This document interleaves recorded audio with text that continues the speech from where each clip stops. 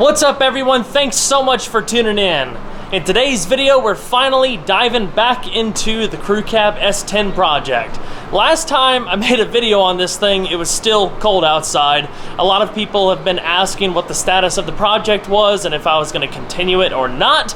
I haven't posted a whole lot of updates, but over the last few months I've been ordering parts, doing a lot of research, and everything has finally come in, so we can go ahead and start mocking everything up with the frame and see where we're at. So just in case you need a little refresher on what's going on here, last year, it's actually been probably about a year, I took on this Crew Cab S10 project. It's a first generation S10 that somebody started doing a crew cab with, using a combination of a 4-door square body Blazer and an S10 regular cab on a lengthened frame. So my buddy Joe and I are going to be building it, and it's evolved into a lot crazier of a project than I could have imagined, but it's going to be really awesome. It's going to be really unique and different.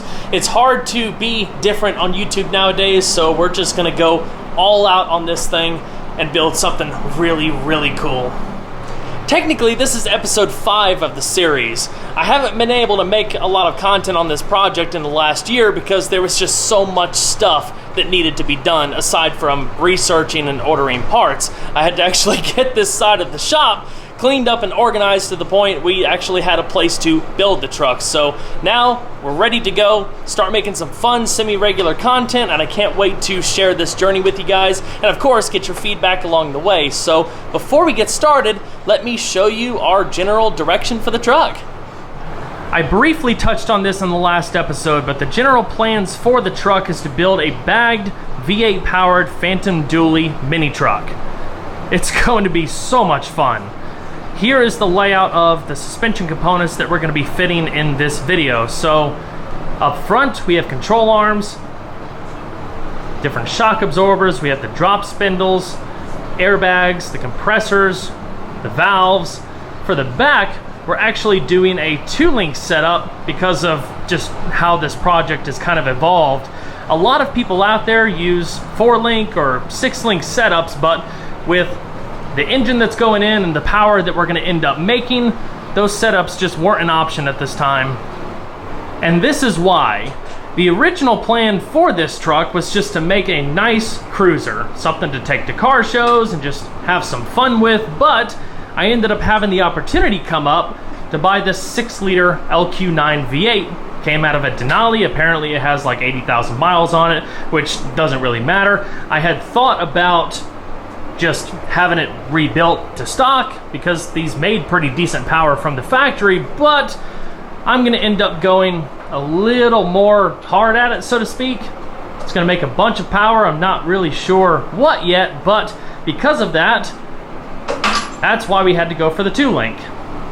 So if you're familiar with S10s, then you probably already know that the stock rear ends start getting kind of weak when you add power. The more power you add, especially with V8 swaps, the quicker it's most likely going to grenade. So a stock rear end was not going to work for this truck. I ended up ordering a custom rear end. It's super wide to account for the Phantom dually setup that we're going to be doing. I'll explain more of what's going to go into that setup a little bit later, but the differential itself is actually based on a Ford 9-inch. So it's going to be really strong, got a lot of upgrades in there. It's going to be a really nice setup. Because of the Ford 9-inch, none of those 4 and 6-link kits that I mentioned earlier would work on this truck. So we were kind of forced to go for the 2-link to have something that we can kind of bolt on and weld in and just be simple. We can get the truck assembled and rolling within a reasonable amount of time. A special thanks to O'Reilly Auto Parts for all of their support with the channel. The guys at my local store have been a huge help with tracking down parts, not just for this truck, but all of the other projects as well. I really appreciate it. All right, guys, so without further ado, let's go ahead and get started. We're gonna kick things off by tackling the rear. So let's go ahead and get that 2-link setup out back. We'll start laying some tape. Right now I'm measuring the inside distance between these 2 rails because we need to figure out the distance between this and where it would match up with the stock rail. There's a lot of extra stuff back here that we're going to have to cut away, so measure the inside distance, which is 2.5 inches, run a tape line, start cutting. The outside portions of this bridge are called C-notches. Now, you can make these, or depending on the vehicle, you could probably buy a kit that's already welded up, you just put it on the vehicle. So basically, these give you the added clearance to tuck the axles up when you're doing an airbag vehicle. So right here with the factory frame rails and the bump stop, you only have so much room before the axle hits this. So by doing a C-notch, you can tuck it up more, and it gives you the ability to lower it a lot more.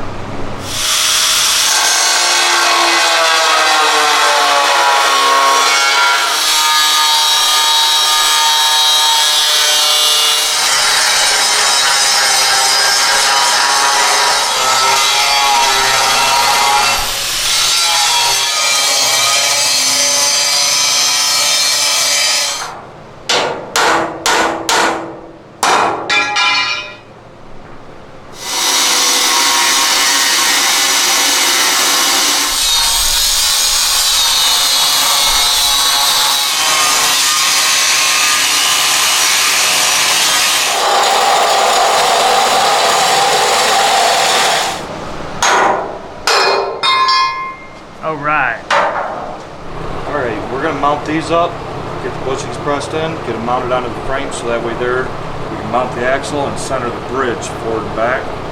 So that way there we've got plenty of room for the axle to recess up in.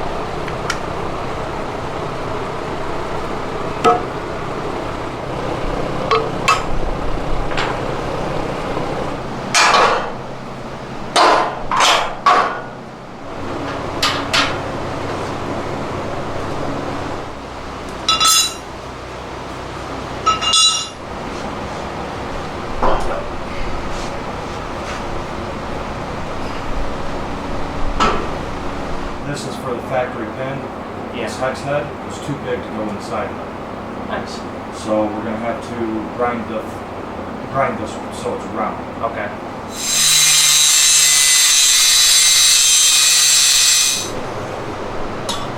That's awesome.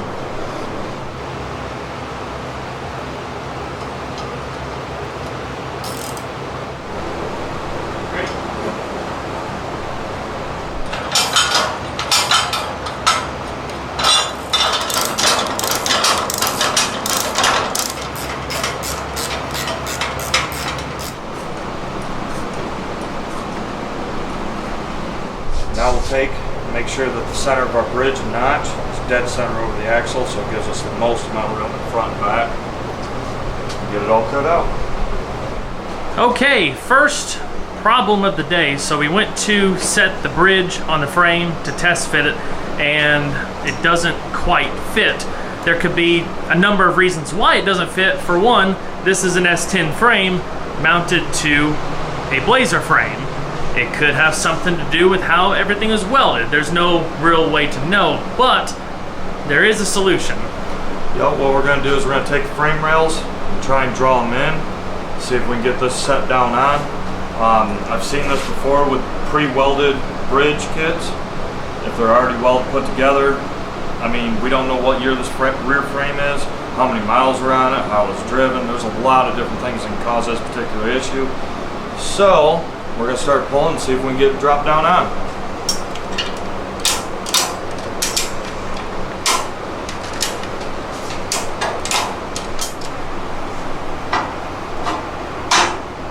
All right.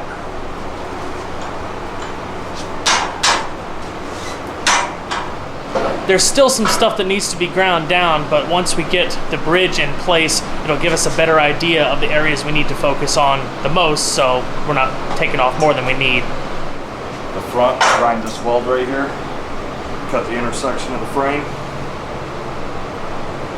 and then we'll have it sit down like this, and be able to weld it all in.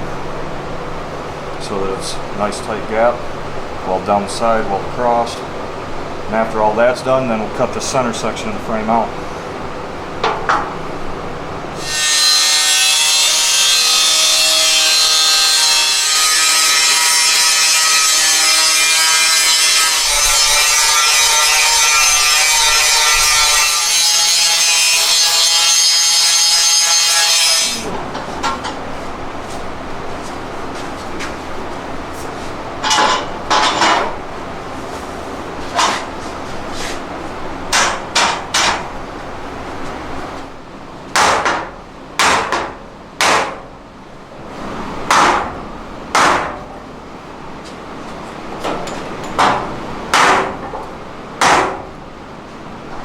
So we've got the bridge exactly where we want it, but it has to come off one more time because we are going to be doing this. We have two different sizes of this curved pipe to route the electrical and fuel lines. The fuel lines are going to run on this side, the electrical is going to run on that side. So we need to cut these down, weld them together, and they're going to go up inside the frame rail, so it makes routing all those lines a lot easier. Scratch that. Came up with a better solution. Instead of taking two pieces of pipe, cutting them and welding them into an S shape similar to this, we took two pieces of pipe, drilled holes in the top of the frame rails, and just welded it to the top so the lines can run up, over, and down. Very simple.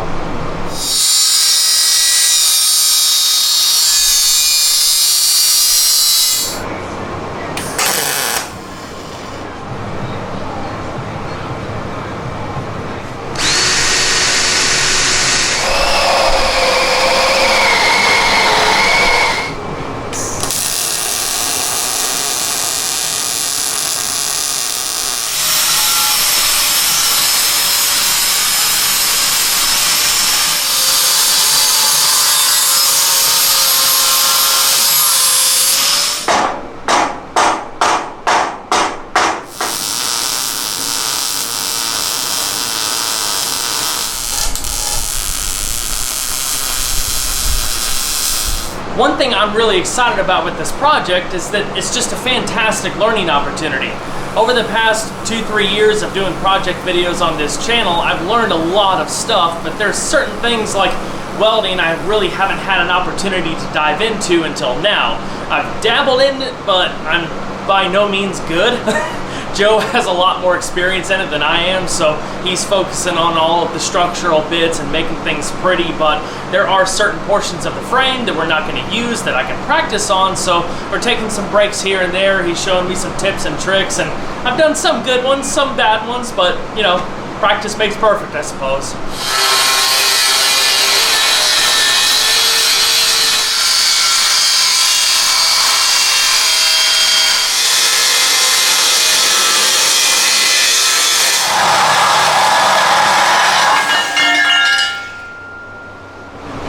Now you guys can see the benefits of having the C-notch. For the moment, we're as high as we can go because the rate limiting factor now is this section of the spring purse. So we need to cut that out to allow the bar to go up even more, and then this will sit nicely within here.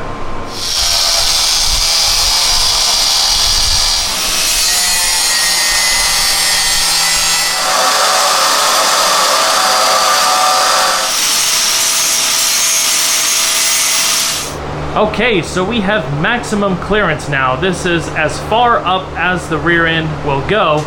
It will never go up this high in normal use because the differential is going to hit the bridge, but this just goes to show you how much more room was gained by cutting out that piece of metal right there. So we have all of this extra movement, no clearance issues whatsoever, and when it's time for final assembly, we're actually going to reinforce the spring perch even more because by cutting out that piece of metal right there, there's only a small bit tying the main section to the back, and there's nothing here from the factory. So we're gonna block all of this in, probably add some additional welds here and there, and it should be super strong. Right now we're fitting the rear bag mounts. So this 2-link kit already came with a lower mount welded directly to the bar. There's also an upper mount that gets welded directly to the frame. Here are the bags that are going in the rear. They're 2500 series.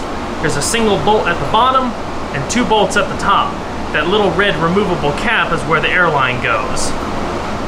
What's really nice about these bags is that there's actually a built-in bump stop, since we no longer have a factory bump stop, obviously. When these are compressed to a certain point, it'll prevent the rear end assembly from hitting the bridge.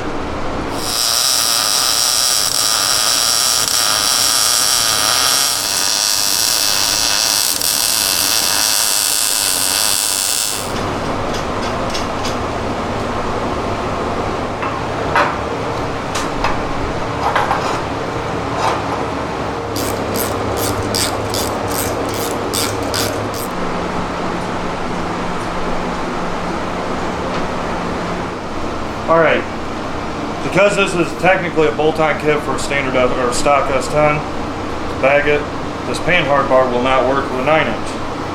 If we go to mount it, puts it right across the hole for the hog head. So after a while, after we get the tires, wheels, and all that stuff, drive shaft, all that in, we're going to end up modifying it. Odds are this is going to end up back here and bolted up to the back instead of the front. Well, one thing we forgot to order was upper bag mounts for the front suspension, so we can't put it fully together right now, but we can at least start mocking some of this stuff up.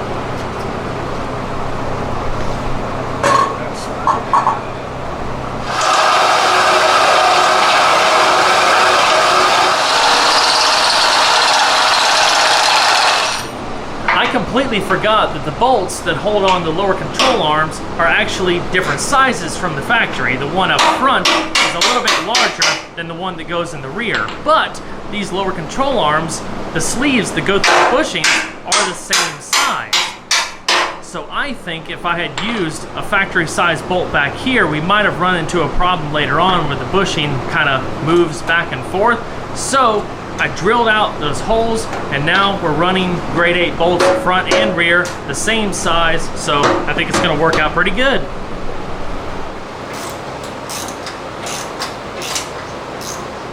So before we can mount the spindles, we actually have to cut them a little bit because of the brakes that we're gonna end up running on the truck. Ended up getting big Willwood brakes for the back and the front, 4 piston calipers there, 6 piston calipers here. I haven't unboxed this stuff yet, so let's go ahead and pull everything out, see what we're working with.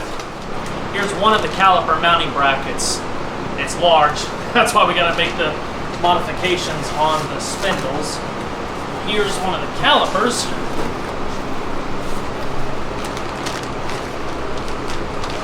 Oh yeah, that's gonna look pretty sweet. Even though I'm going to be doing a piece of content on the brakes later, the reason we're going to go ahead and modify all of this is because when I take the frame to get powder coated, I'm going to take the components to get powder coated as well, just to knock out a whole bunch of things at once. But we went ahead and temporarily mounted the caliper mounting bracket on this one so you can see just how much of a difference it is without all of that extra metal. You basically have to cut all of this off and up here according to the directions. It's pretty thorough, shows exactly where you need to cut it away. You can also see the difference between a stock spindle and a drop spindle. The stock spindle has it all the way down there, and the drop spindle is up here. So go ahead and get this one cut, show you how it works.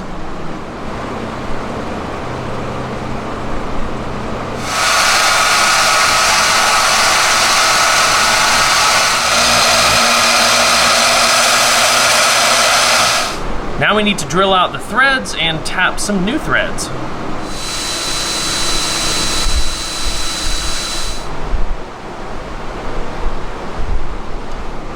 So this is what everything looks like when it's all bolted up. So the caliper adapter bracket bolts to the spindle, and then we have bolts that hold the caliper to the mounting bracket.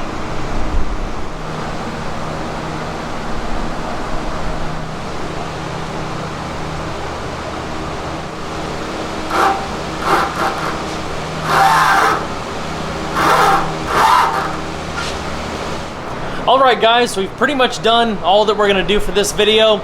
Most of the stuff is mocked up, it's looking really good, but before I close the video out, let me give you a quick look at some of the other things we have planned for the frame. For those of you unfamiliar with doing this kind of work, the airbags basically replace the springs. So we're not going to have normal coil springs up front. The airbags are basically going to sit on that lower control arm right there, and they're going to go up inside of here. So we still need to cut out some metal and make room and order the upper bag cups so all of that can go in place. The shock absorbers are not going to be located in this position from the factory. They were going right up the coil spring. We're going to end up mounting them remotely, probably back in here somewhere, but we can't do that, or we shouldn't do that until the body is on the frame, so we can make sure we have enough clearance to mount the upper shock mount. In the back, the shock absorbers connect to these upper brackets right here. We didn't connect them down below because I still need factory plates, plates that sit underneath, you know, the original leaf springs and what the lower portion of the shock absorber is attached to. I'm either going to take some off of one of my parts trucks, or I'll just order a set, depending on how easy they are to find. Something else that's going to be really important with this truck is making the frame nice and strong. So there's already been some work done to this area where the two sections of frame were joined together. It's by no means complete. We still got to do some work to this, but instead of boxing in the entire frame all the way back, this is actually how the S10s came from the factory. There really wasn't any boxed sections aside from, you know, the front of the cab forward. So instead of having to box all that stuff in, I think we're going to end up getting rid of most, if not all, of the factory cross members and going with our own setup. So we have the added flexibility when it comes to installing the powertrain, making enough clearance for the drive shaft, the air tank, the motors, the fuel cell. There's a lot of stuff that has to go into this truck, and instead of trying to work around all of this original stuff, I think it's just going to pay off more in the long run to go with custom.